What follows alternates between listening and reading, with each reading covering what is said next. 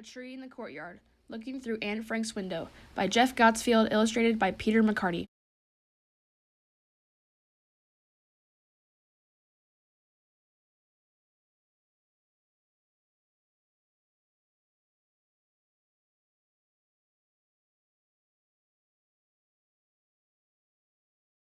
The two of us looked out at a blue sky, the bare chestnut tree glistening with dew, the seagulls and the other birds glistening with silver as they swooped through the air, and we were so moved and entranced that we couldn't speak. Anne Frank.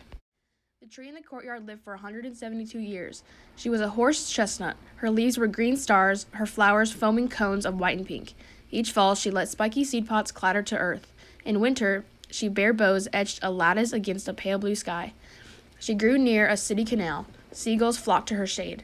For the first 4 years of her life, her world was in the courtyard. She was not yet tall enough to see beyond the homes, workshops, and factories. Then one spring, she stretched above the orange roofs and took into the beautiful city. She spread roots and reached skyward in peace, until war came. Explosions shook the ground, rockets split the night, strangers invaded the sky. The first winter of war, a new owner came to one of the factories. He had a wife and 2 daughters. The older girl was quiet and proper. The younger was lively with dark hair. When they visited the factory, she would play by the canal or write by the kitchen window. She wrote for hours. Even when her father called her, she wrote. The tree loved the sight of her. In the heat of midsummer, the girl stopped coming. The tree dropped worried leaves until she spotted the girl in the factory annex. Her family was there too. A father, mother, and a boy soon joined them. Later, another man and a black cat. The girl and her father stitched ragged curtains for the main windows. From time to time, a face might peer out between the cracks. The only clear view was into the attic. There, a girl would read, stroke the cat, and brush her unruly hair. Sometimes she stared at the sky. Mostly, she wrote. She filled a red and white diary. When warplanes roared and bombs rocked the annex, the girl fled into her father's arms. She did not come outside. The tree did not understand. The war dragged on. Once, through the curtains, the tree watched the people light candles and sing. The girl grew pale and thin. A young woman helper who worked in the factory brought her pens and paper. The girl wrote and wrote some more. She filled page after page. The fourth winter of the war, the tree saw the boy with the girl.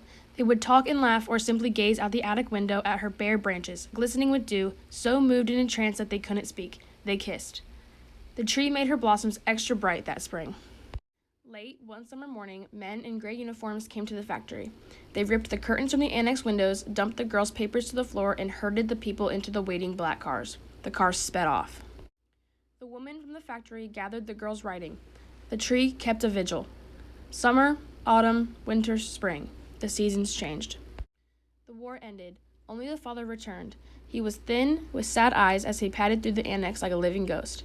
The woman helper gave him the girl's writing. They cried. The tree lived on, but she was never the same. Time passed. To her surprise, other children came to the annex. They walked where the girl had walked and sat where she had sat. Some found a wind-blown seed pod in the pavement or gazed at the tree, so moved and entranced that they couldn't speak. Year after year they came. By the end of the century, the tree had lived a full life. She was ready to die. Many strangers came and tried to save her. They injected her with medicine. They trimmed her crown and cut her sprouts from her trunk. They built her a steel support and collected her seed pods like gold coins. The tree recalled how few had tried to save the girl.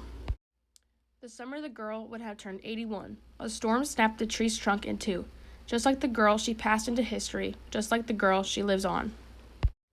Her seeds and saplings have been planted with love. One grows in New York City, where Twin Towers once stood. Another grows at an Arkansas high school. Some more grow in England, Argentina, and France, all around the world. Though the new trees are still young, children come to visit. They read the girl's words about the chestnut in the courtyard glistening with dew, and touch the thin trunks. They were so entranced that they cannot speak. The afterword. The girl is Anne Frank. During the occupation of the Netherlands, the Nazis deported all the Jews they could find to concentration camps. Anne and her family hid in the rear annex of her father's factory at 263 Prinsengracht in Amsterdam. Until their betrayal and arrest on August 4, 1944, they were kept alive by several of the factory workers, including the woman helper, Miep Gess. After they were taken away, Gess collected and saved the notebooks and pages of Anne's diary. Anne died of typhus at the Bergen-Belsen concentration camp in March of 1945, 3 weeks before the camp was liberated. Otto Frank, Anne's father, was the only survivor from the annex. After the war, Geese returned the diary to him. He arranged for its Dutch publication, and the diary first appeared in print in June of 1947 and was published in America in 1952. Since then, it has been translated into 70 languages and remains in print. The diary refers to Anne's sewing of window curtains, her frightened reaction to air raids, and communal Hanukkah celebration. She mentions the horse chestnut tree 3 times. The quote at the start of the text from her diary on February 23, 1944. Despite a 10-year effort to save the aging tree, she collapsed and died in the summer of 2010. Saplings from the tree have been planted in the following American locations notable for the quest for freedom and tolerance: the National September 11 Memorial and Museum, New York, New York; Central High School, Little Rock, Arkansas; Capitol Hill, Washington, D.C.; the Children's Museum of Indianapolis, Indiana; Sonoma State University, Roan Hart Park, California; Southern Cuyahoga School Districts, Aurora, New York; Holocaust Center for Humanity, Seattle; Boston Common, Boston, Massachusetts; Holocaust Memorial Center, Farmington Hills, Michigan; Idaho Anne Frank Human Rights Memorial, Boise; Clinton Presidential Center, Little Rock, Arkansas.